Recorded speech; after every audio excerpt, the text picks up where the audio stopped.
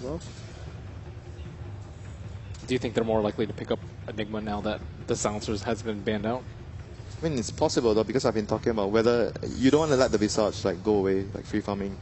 If you pick an Enigma, you're taking a trade because Enigma and Visage are both greedy supports, and you're actually trading. I think it's even more or less evenly. Maybe Visage is actually slightly much stronger because Visage transitions better into the late game with physical damage, and Enigma is just like a utility-based support hero here. They actually go for the Dazzle. This is just a typical secret lineup. Yeah. Like everyone gets their more or less comfort hero. They have a very good balanced draft, good team fight, minus armor for dire side, being able to take Roshan, good defensive play, good initiating, good laning phase as well. Comfort heroes. Everybody's basically on their, if not most comfortable, one of their most comfortable heroes for Secret. Drow Ranger. And nope, they do go for the Drow. They saw it coming last time. I think that was their final ban last time. Paul, I guess we're down to 18, right? We're down to 18 heroes not played. Drow has already been picked once. Oh, already been picked once. Yeah, already been picked once. So still 19, but very close indeed. So first time at the main event. Thank you very much, gentlemen. Let's go down and Virtus Pro. That's right, the early favorites of this tournament, Team Secret, who many had taking that first place slot, is actually down to just one game to elimination. Of course, they're facing up against Virtus Pro, a team that has the whole entire CAIS region pride behind them.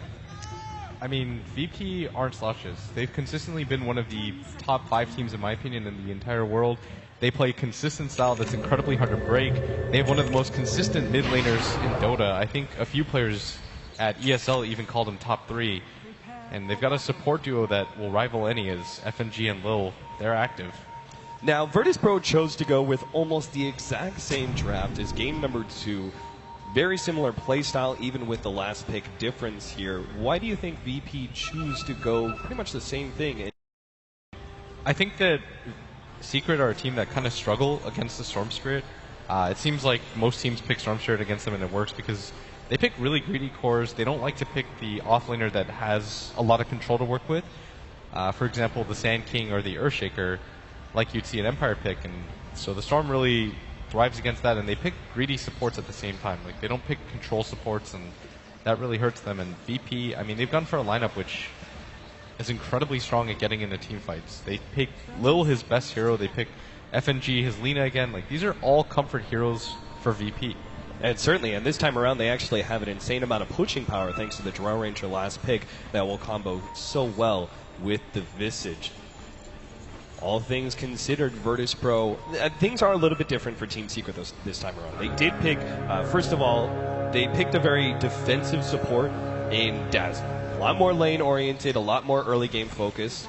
VP just going to push Team Secret out here and actually force S4 into a Blink level 1. That's a good start for G, right? Oh, it definitely is, and it's going to help them out quite a lot. And this mid lane, though, it's still probably favored for the Queen of Pain. Even though you have the Blink level 1, it's going to mean that FNG rotates in and helps G even more.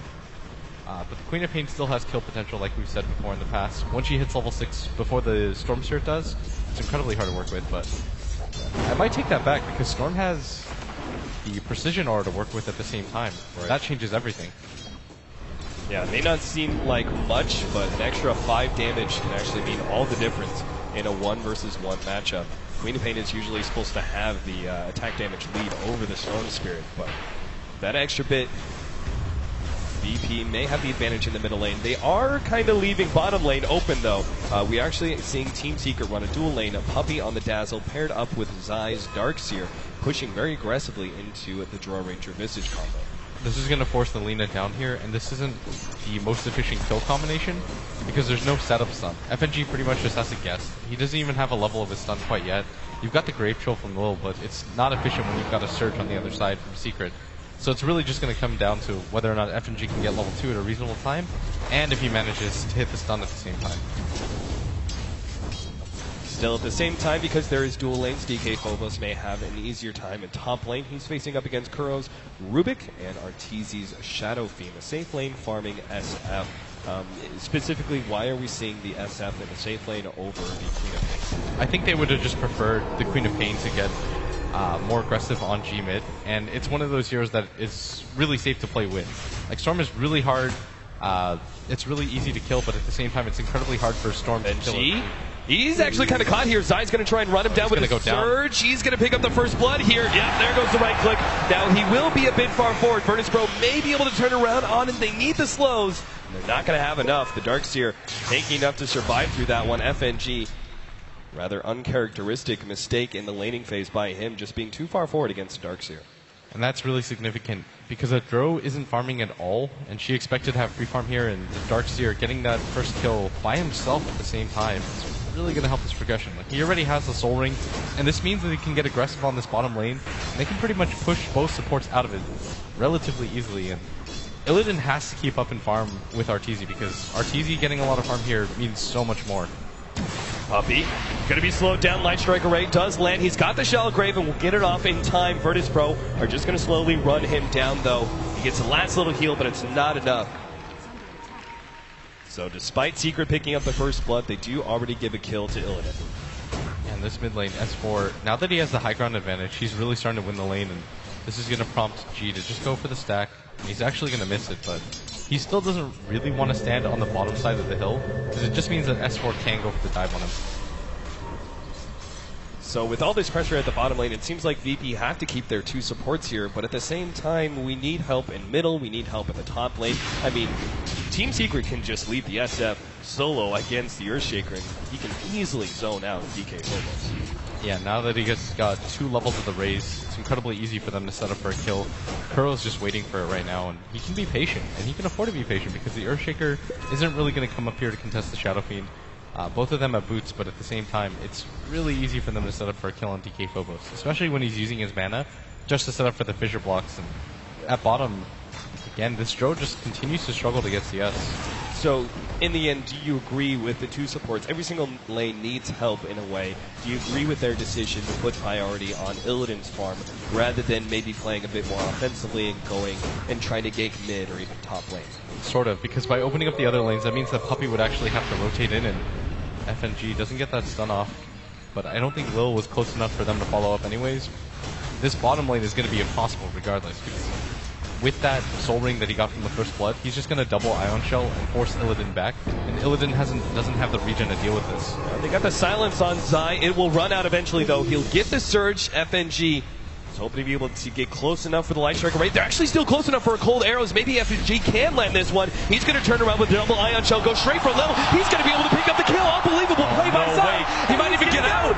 He held potions up, trying to dodge, trying to run the kill. FNG almost there, gets the kill. 2 for 1 by Zai. What kind of monster are you, Zai? Straight savage, goes for the double kill on both supports. I mean, you just asked if it was worth it for the supports to stay down there.